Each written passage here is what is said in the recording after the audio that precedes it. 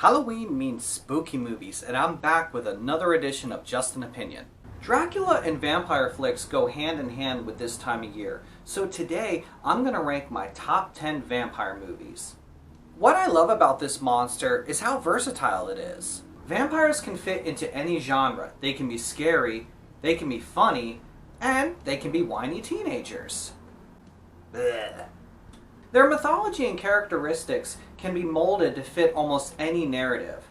There are so many unique stories told with vampires at the forefront, but I've narrowed my list down to 10 or so. Number 10 is Blade. The main plot of this feature involves a war between a race of vampires and a vampire hunter who happens to be one of their kind. And make no mistake about it, this is a very entertaining comic book adaptation way ahead of its time.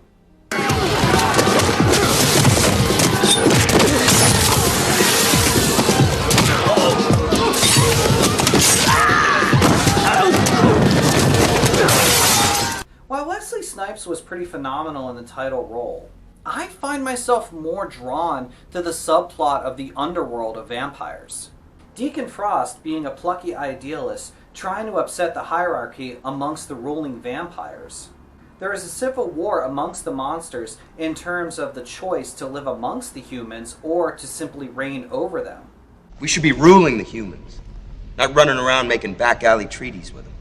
For fuck's sake, these people are our food, not our allies. You're out of line, Frost. Am I? But of course, it all comes down to a final showdown between Deacon and Blade.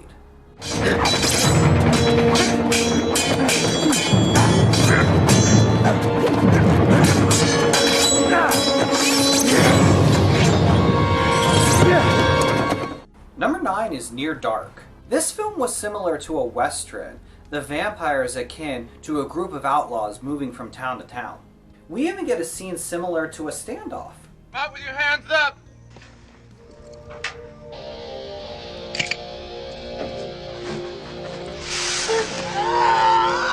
Fucking daylight!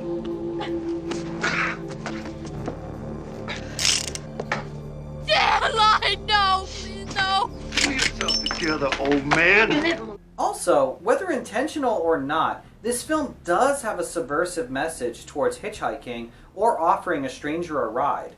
While the main focus is an unlikely love story, I have to say it's Bill Paxton's character that stole every scene he was in. His role was very duplicitous, where you couldn't help but smile at his charisma, but that sincerity turned evil in just a matter of seconds.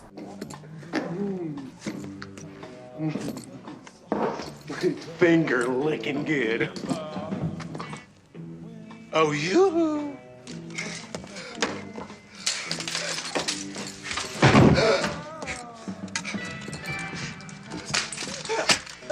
I gotta do this for you. Mr. Big Knuckle. Number 8 is Let the Right One In. This Swedish film deals with bullying and isolation. Even without vampires involved, the atmosphere is very deceiving, very bright and innocent in the daytime, but quite creepy and foreboding once the sun goes down. And no offense to anyone involved, but pretty much everyone in this film looks like a vampire. But the heart of this feature involves the budding friendship between Oscar and Ellie, the former having suspicions of Ellie's unorthodox mannerisms until he has to ask the question. Är du vampyr?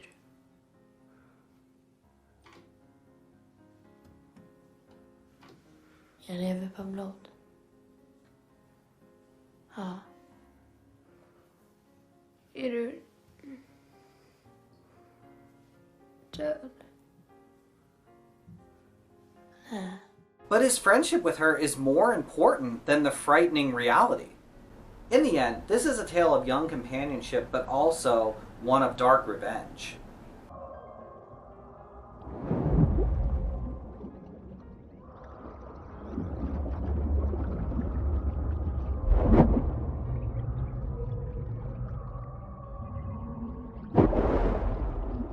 Number 7 is Dracula. In the 1930s, Universal started making monster films featuring the iconic creatures that we still know today. Leading the charge was the king of the monsters, Dracula. The special effects are dated, but they relied more on atmosphere to generate the scares.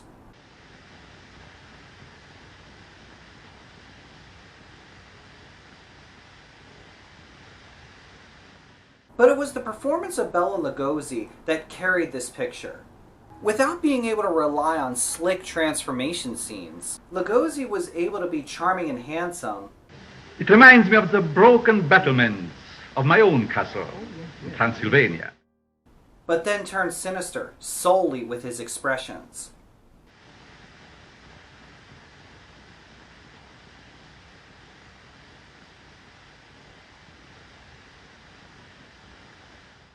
His gaze was very hypnotic, and probably his greatest weapon. Lugosi served as the benchmark for future portrayals of this supernatural legend. More Wolfbane, more effective than Wolfbane, Count. Indeed. Number 6 is What We Do in the Shadows. Even vampire comedies are rooted in the monster's desire to acquire food and to stay alive. This was a brilliant mockumentary that instead focused on the everyday lives of these creatures. No, not a flat meeting about how cool you are. I do my flat chores. No, you No, don't. you Yes, don't. I do. That's why we're having the flat meeting. The point is, Deacon, that you have not done the dishes for 5 years. And like any group of friends, they sometimes have to have a house meeting to work out some of their problems. Number 3. Deacon doesn't like that you wear the same jackets as him, and he would like you to find your own original style. And don't forget, vampires are always feuding with werewolves. I can smell werewolves. We're just about to walk past a werewolf, so some shit might go down. Look out, guys. Don't catch fleas. What's that, mate? Deacon. Sorry, what? Keep going, keep walking, What? keep We heard walking. that, mate. We've got sensitive hearing. Have you? Yeah. What are you filming? It's the music. Probably the most creative entry on my list. Oh, shit. I know that guy, actually. You know him. Yeah. What? I saw him the other night in town. Told him I was a vampire. What? I thought he was joking. He said he was a vampire hunter. You let a vampire hunter into our I don't house. let him in. I just gave him my... Number 5 is Interview with the Vampire. Very often vampire films depict these creatures as embracing their immortality, but also slaves to their monstrous hunger.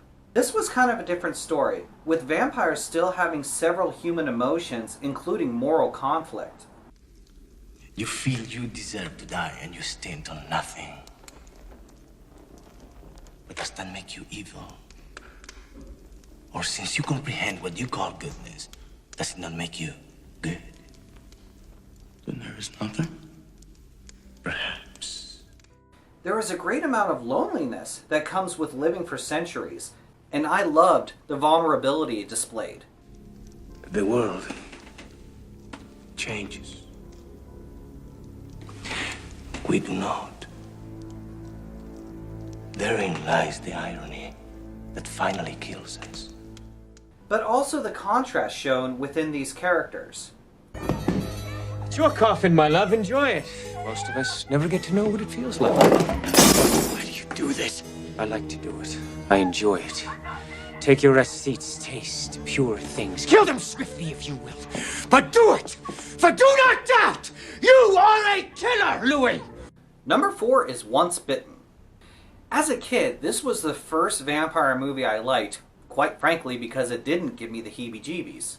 It's a unique tale of a woman countess trying to preserve her youth with the blood of a virgin. This flick is so tongue-in-cheek, parodying familiar vampire conventions. Pick up sleepyhead, it's sunset.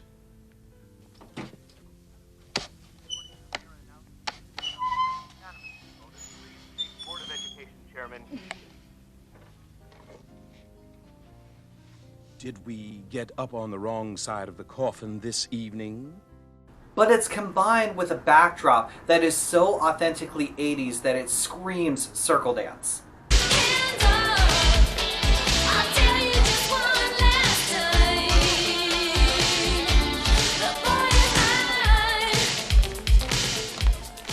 Jim Carrey is so endearingly dopey with his feeble resistance to becoming one of the undead.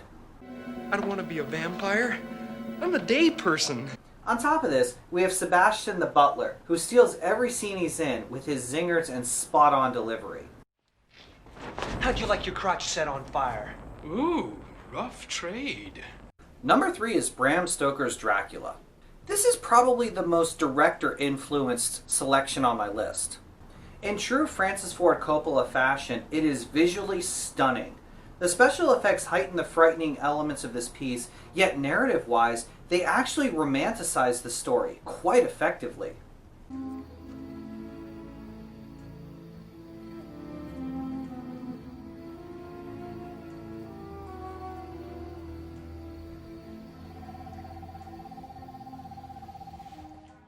Gary Oldman absolutely shines, playing different incarnations of the title role.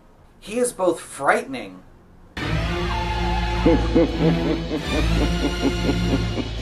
but there's also a tenderness to his portrayal.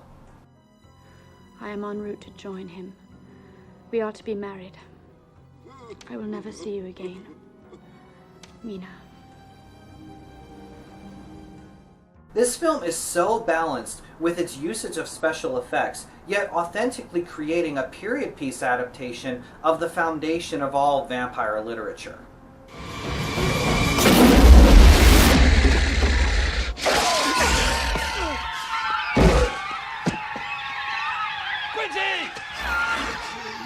Number 2 is Nosferatu. The vampire was present even in the genesis of cinema. This silent feature was an early adaptation of Dracula, but couldn't use any of the same character names due to copyright. While the vampire monster is synonymous with elaborate special effects and creepy dialogue, this feature excelled with access only to what was available in the 1920s.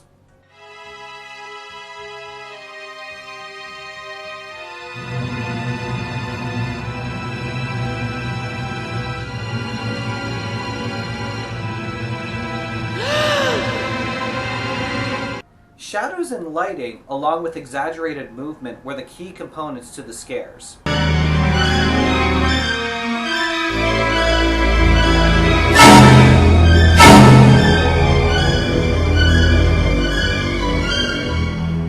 Horror films are rooted in foreshadowing and suspense, and this film was way ahead of its time with the slow build towards the frights.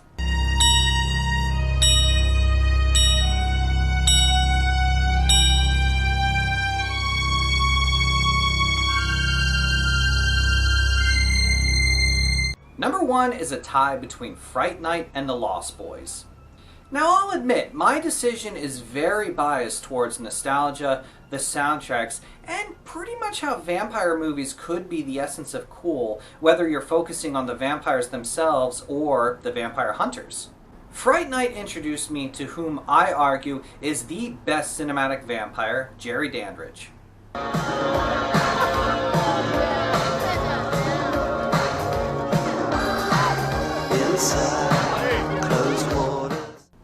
Chris Sarandon was electrifying in his dark, yet very charismatic performance. You couldn't help but be hypnotized by him.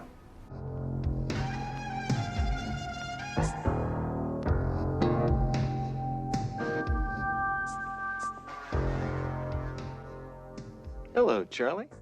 The film had some amazing special effects when it came to death scenes, but also the lightning-quick vampire transformations. Come on. Mine. You want chicken, man? You go someplace else. Out of my way. Move me.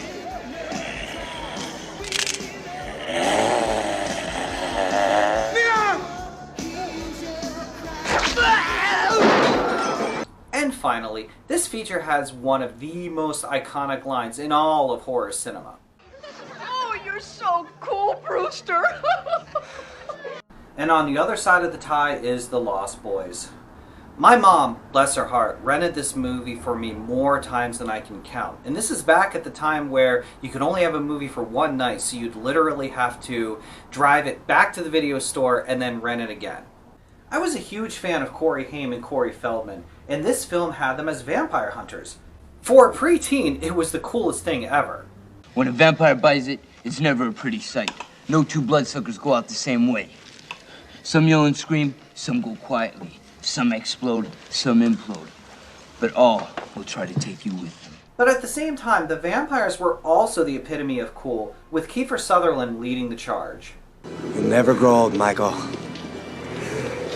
And you'll never die. But you must feed. Honestly, it was hard to know who to root for since everything was so well balanced. You're mine! You killed Marco! Yeah, you're next! No, you're next! This film really represented the zeitgeist of the 80s and teenage rebellion, with the long hair, the rock star wardrobe, and the iconic soundtrack that holds up today. Thank you so much for watching, and please do leave a comment. I'll be back soon, but I'm going to be joined by my buddy Flobo, and we're going to talk about the Fast and Furious series. I hope you check it out. It's the same.